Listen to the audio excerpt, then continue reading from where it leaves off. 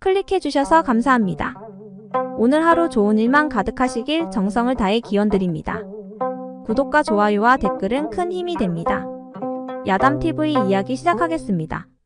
한양 제1의 부자 김판서댁, 그 깊은 안채에 한 새색시가 앉아 있었습니다. 아이고, 우리 아기 씨는 얼굴도 고우시지. 그려, 이리 어여쁜 새댁은 처음 보네. 18, 꽃다운 나이에 시집온 홍련이 그녀의 앞날은 꽃길만 펼쳐질 것만 같았습니다. 하지만 세상 일이란 뜻대로 되지 않는 법이었지요.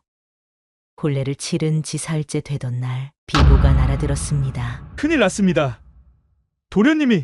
도련님께서 사냥을 나갔다가 홍련의 남편이 산사태에 휘말려 세상을 떠난 것입니다. 아이고, 우리 아들이 기재 겨우 장가들어 며느라기 데려왔는데. 시댁은 발칵 뒤집혔습니다. 하지만 그보다 더 큰 충격이 홍련을 기다리고 있었지요. 이제 어쩌면 좋단 말이냐. 아직 첫날 밤도 못 치른 새색시가. 그때였습니다. 시아버지 김판서가 단호하게 말했지요. 저 며느리 산속 별채로 보내라. 그곳에서 수절하며 살게 하거라. 하오나 아직 18 어린 나이인데 그 깊은 산속에서 어찌. 하지만 김판서의 결정은 번복될 수 없었습니다. 그리고 다음 날 홍련은 산속 별채로 쫓겨나다시피 보내졌지요. 첫날 밤도 치르지 못한 채 과부가 되어 아가씨, 너무 마음 아파하지 마시어요. 시간이 지나면 모든 게 나아질 거예요. 몸종개심의 위로도 공허하게만 들렸습니다. 깊은 산속 별채, 그곳에서 홍련의 고독한 시간이 시작되었는데 더 심한 고통은 따로 있었답니다. 아침 저녁으로 찾아와 감시할 테니 절대 문 밖을 나서서는 안 되느니라. 그리고 시아버지가 보낸 하인들의 감시 또한 시작되었지요. 그렇게 달이 바뀌고 홍련의 하루하루는 지옥과도 같았습니다. 낮에는 하인들의 감시, 밤에는 견딜 수 없는 외로움과 무서움이 그녀를 매일 괴롭히고 있었지요. 휴, 이제 겨우 18인데 평생을 이렇게 살아야 하다니. 아이고, 내 신세야. 하지만 호녀는 그때는 몰랐습니다. 시아버지의 결정 뒤에 숨겨진 더 큰 계획이 있다는 것을 말이지요. 그러던 어느 날 홍련은 방문 밖에서 들려오는 하인들의 대화를 우연히 듣게 되었답니다. 아이고, 어쩌다가 저리 곱디고 온 아씨가. 그러게 말일세. 아직 20살도 안 된 나이에 평생을 저렇게 어떻게 살아가누. 하지만 다음 말에 홍련의 귀가 번쩍 뛰었지요. 하기사, 어르신께서 저리 서둘러 장가 보내신 것부터가 뭔가 이상했어. 그러게, 도련님 병환이 그리 위중하셨다면서. 뭐라고? 하이들의 말에 홍련의 눈이 커졌습니다. 원래 내년에 장가 들기로 했었다는데 그런데 갑자기 서둘러 혼례를 올리시더니 3일 만에 돌아가시고. 홍련의 가슴이 덜컥 내려앉았습니다. 남편의 병환을 숨긴 채 서둘러 혼례를 치르게 한 이유, 그리고 이 깊은 산속 별채. 설마. 홍련의 등줄기로 식은땀이 흘렀습니다. 바로 그때 밖에서 발자국 소리가 들려왔습니다. 아기씨, 식사 들 시간입니다. 매일 저녁 찾아오는 시댁 하인들. 하지만 그들의 눈빛은 이상하게 번들거렸습니다. 오늘은 어르신께서 특별히 보내신 안주와 술도 가져왔사옵니다. 홍련은 본능적으로 위험을 감지했지요. 하지만 거절할 수도, 도망칠 곳도 없었지요. 젊은 과부가 혼자 지내기 심심하실 텐데 우리가 옆에서 말동무라도 해드리지요. 하인들의 목소리가 점점 가까워졌습니다. 그때 천둥이 크게 울리며 빗방울이 떨어지기 시작했습니다. 폭풍우가 몰아치는 그날 밤, 홍련의 운명을 뒤바꿀 한 사내가 나타나게 되는데, 한편 하인들의 위험한 눈빛을 피해 문을 걸어 잠근 홍련은 마음속으로 되뇌었습니다. 제발, 선지신명이시여. 제발 도와주세요. 그렇게 방 구석에서 떨리는 마음으로 기도하고 있을 때였지요. 갑자기 덜컥이는 소리와 함께 무언가가 방 안으로 굴러들어왔습니다. 홍련은 깜짝 놀라 방구석으로 몸을 숨겼는데 소리가 났던 쪽을 보니 창문이 부서지며 들어온 것은 다름 아닌 한 사내였습니다. 누구시오? 홍련의 떨리는 목소리가 어둠 속에서 새어나왔지요.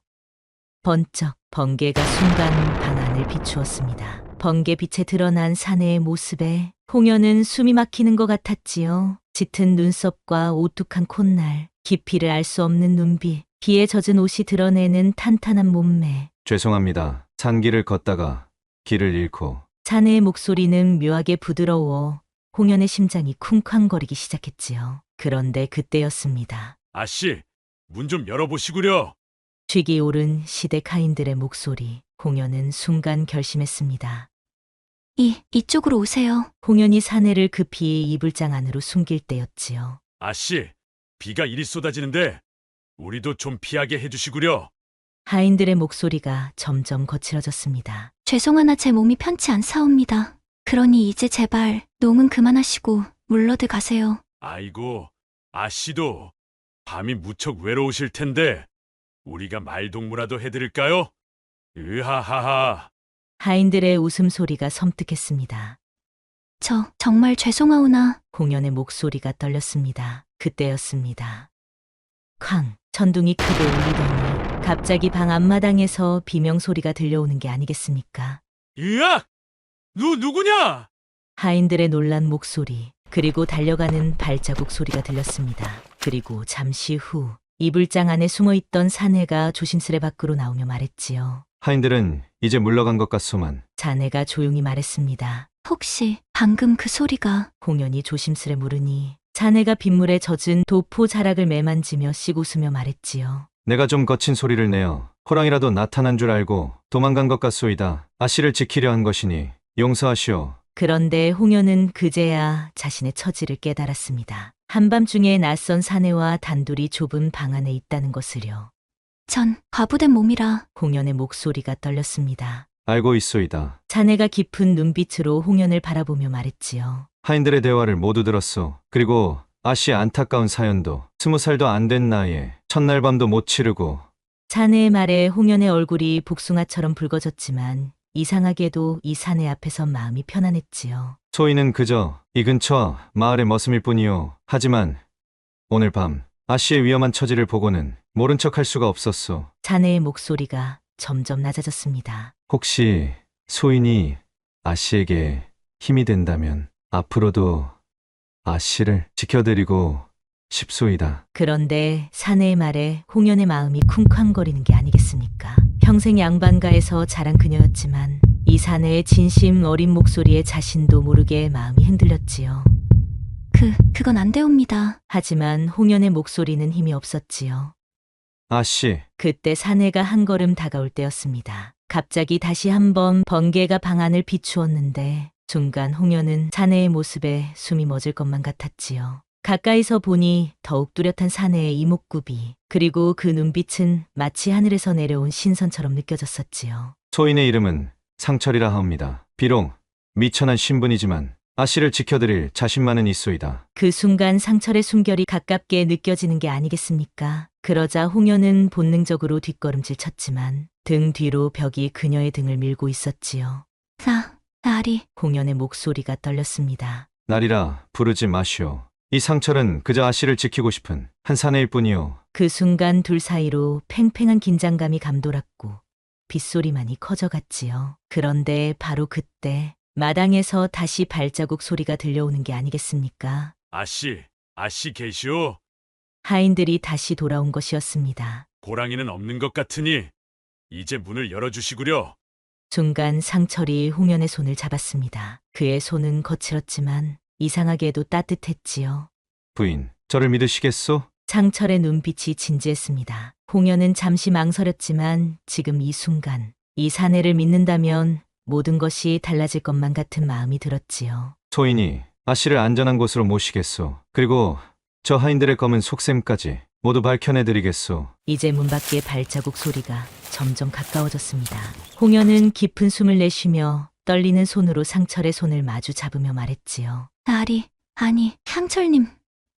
저 당신을 믿겠습니다. 그 순간 상철은 홍현의 허리를 살며시 감싸 안으며 말했습니다. 이제부터 제가 아씨의 그림자가 되어드리겠소. 그러니 밤마다 아씨를 지키러 오겠소. 그날 이후로 홍현의 방에는 매일 밤 한 사내의 그림자가 드리워졌답니다. 담장 밑에서 조그만 돌멩이 하나가 날아들면 그것은 상철이 왔다는 신호였지요. 처음에는 망설였습니다. 과부의 신분으로 밤마다 사내를 맞이하는 것이. 하지만 시댁 하인들이 무섭기도 하였고 왠지 상철이라면 자신을 지켜줄 수 있겠다고 믿었지요. 옳지 않다는 것을 알면서도 말이죠. 아씨, 오늘도 하인들이 수상한 술을 가져왔다지요? 상철은 날이 갈수록 시댁의 수상한 움직임을 포착해냈습니다.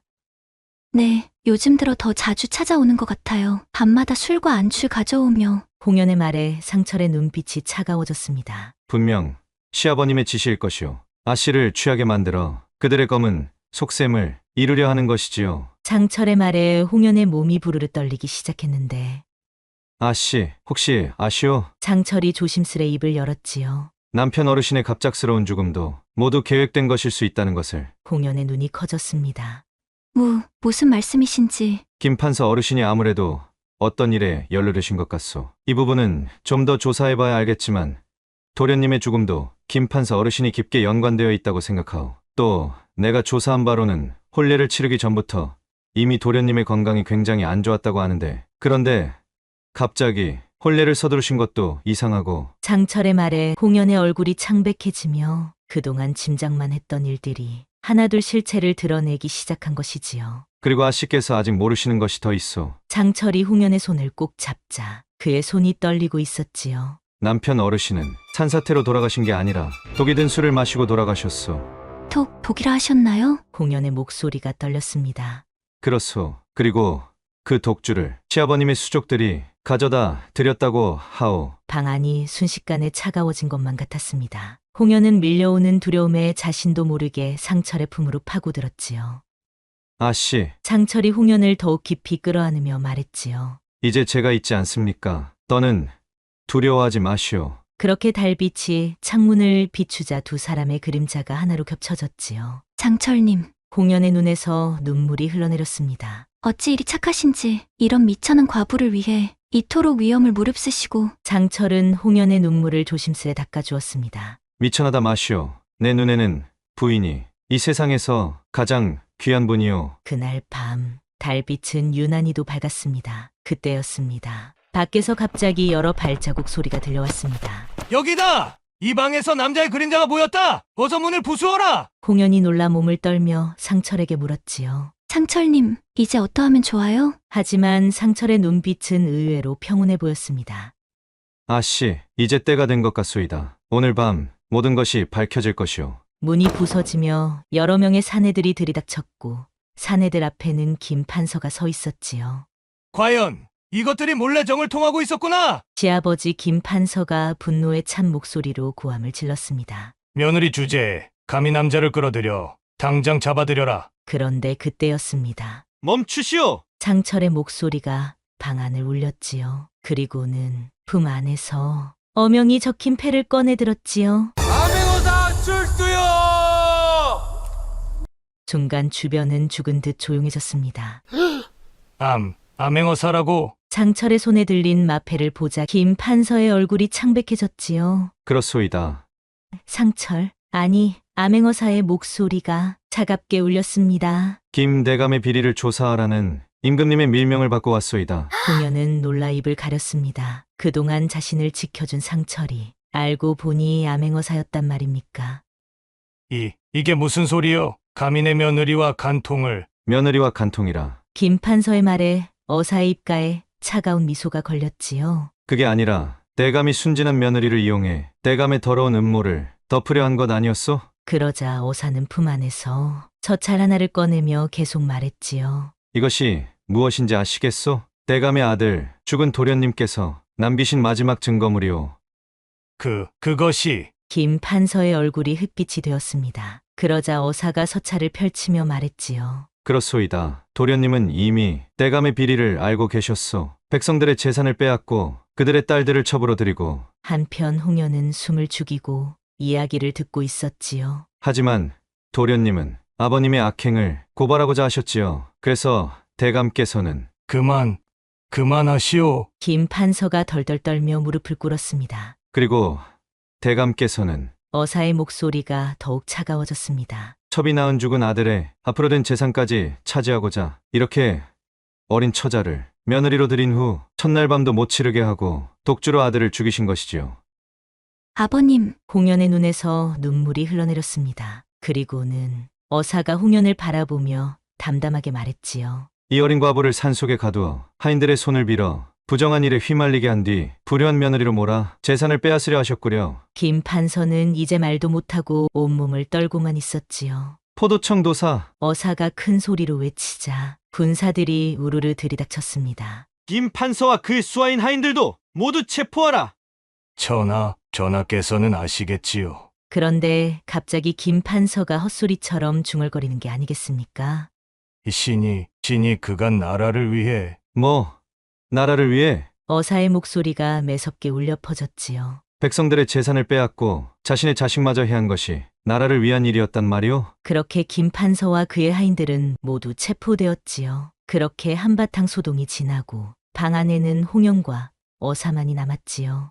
부인, 어사가 조심스레 홍연에게 다가왔습니다. 이제야 모든 것을 말씀드릴 수 있게 되었소이다. 홍연은 고개를 숙인 채 말이 없었습니다. 그간 자신을 지켜준 상철이 알고 보니 암행어사였다는 사실이 믿기지 않았지요. 소인의 본명은 이연입니다. 임금님의 명을 받아 김 판서의 비리를 조사하던 중 아씨의 딱한 사연을 알게 되었지요. 어사의 말에 홍연의 눈에서 눈물이 흘러내렸지요. 그런데 그간 저를 지켜주신 그 마음도 모두 임무였던 것인지요? 순간 어사의 눈빛이 깊어지며 어사가 홍연의 손을 조심스레 잡으며 말했지요. 아니요, 처음엔 임무였소이다. 하지만 어사의 목소리가 떨렸습니다. 날이 갈수록 아씨를 지키는 일이 더 이상 임무가 아닌 이 마음 깊은 곳에서 우러나는 진심이 되어버렸소이다. 그 순간 달빛이 두 사람을 감싸주었지요.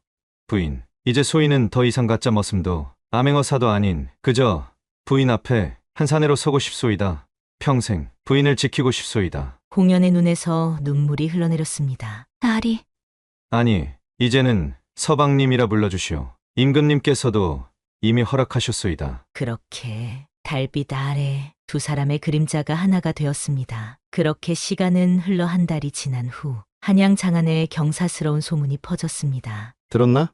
임금님께서 직접 혼인을 하사하셨다지?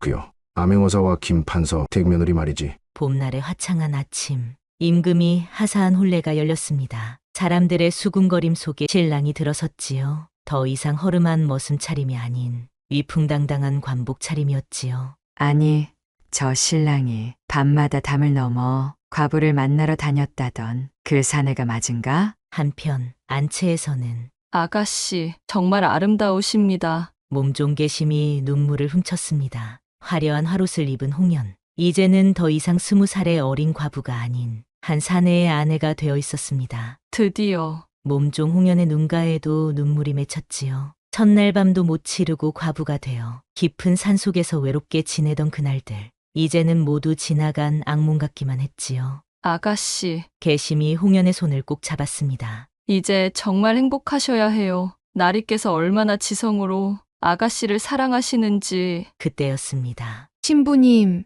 혼례 시각이 다가왔사옵니다. 홍연은 마지막으로 거울을 보았지요. 거울 속에 비친 자신의 모습이 낯설기만 했지요. 이제 진짜 새 삶이 시작되는 걸까요? 바로 그때 문 밖에서 익숙한 목소리가 들려왔지요.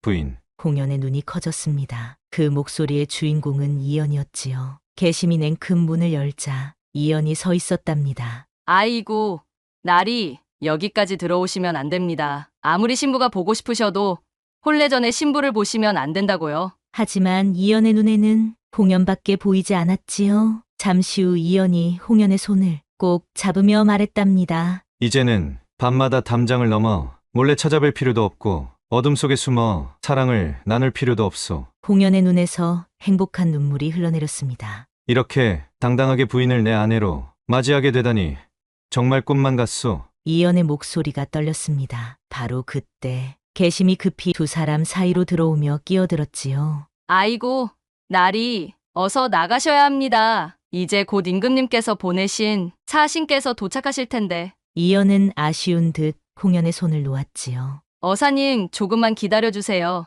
이제 곧 평생의 인연을 맺게 될 터이니. 개심의 말에 홍연은 이연을 바라보며 수줍게 고개를 끄덕였지요. 그렇게 한양 제1의 혼례가 시작되었습니다. 암행어사의 신분을 숨기고 과부가 된 여인을 지키다가 마침내 부부의 연을 맺게 되었으니 혼례를 지켜보던 사람들이 수군거렸습니다. 이런 아름다운 이야기가 또 있을까? 세월이 흘러 이연과 홍연은 서로를 더욱 사랑하며 살았다고 합니다. 이제는 더 이상 깊은 산속 별채도 담장을 넘어야 하는 밤도 없었지요. 두 사람의 사랑은 한양 전체에 널리 퍼져 부대까지 회자되었다고 합니다. 사랑하는 이를 지키기 위해 신분도 숨기고 목숨을 걸어야 했던 사내, 그리고 18배 어린 나이에 과부가 되어 온갖 시련을 견뎌내야 했던 여인. 사람들은 이 이야기를 전하며 말했다고 합니다. 진정한 사랑이란 신분도 처지도 뛰어넘는 법이니